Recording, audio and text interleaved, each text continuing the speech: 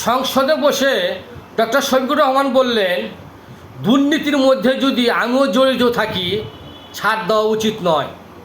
দেখেন সে কত বড় একটা কথা বললেন।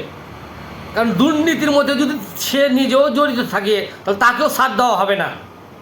বেশ কিছুদিন আগে হাসনাত আবদুল্লাহ নিজেও বলেছিলেন, বাংলাদেশের যত গোয়েন্দা বিভাগ আছে, যত তদন্ত বিভাগ আছে, সবাই একত্রে হয়ে যদি আমার বিরুদ্ধে 1 টাকার দুর্নীতি মামলা বের করে তাহলে আমি সংসদ থেকে ইস্তফা দিয়ে দেব।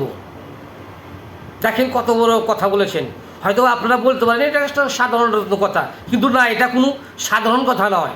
কোন নেতা বলেছেন এই কথাটা আমাকে বলেন? কোন নেতা বলেছে বুক ফুটিয়ে সাহস করে বলেছেন আমার নামে 1 টাকা দুর্নীতি বের করো? কেউ নেতা বলেছেন? কিন্তু জামাতের ডক্টর শফিকুর রহমান বলেছেন, হাসনাত আবদুল্লাহ তিনিও বলেছেন, আর কিন্তু কেউ বলতে পারে নাই। এদের মতো নেতা, এদের মতো মানুষ আমাদের বাংলাদেশের এমপি মন্ত্রী হওয়ার দরকার। তাহলে অচিরেই দেখবেন আমাদের বাংলাদেশে উন্নত ইনশাল্লাহ হয়ে যাবে। আমি চাই এদের মতো নেতা প্রতিটা ঘরে ঘরে জন্ম হোক। এদের মতো মানুষ প্রতিটা ঘরে ঘরে জন্ম হলে বাংলাদেশ আগামী দিনে এগিয়ে যাবে ইনশাল্লাহ।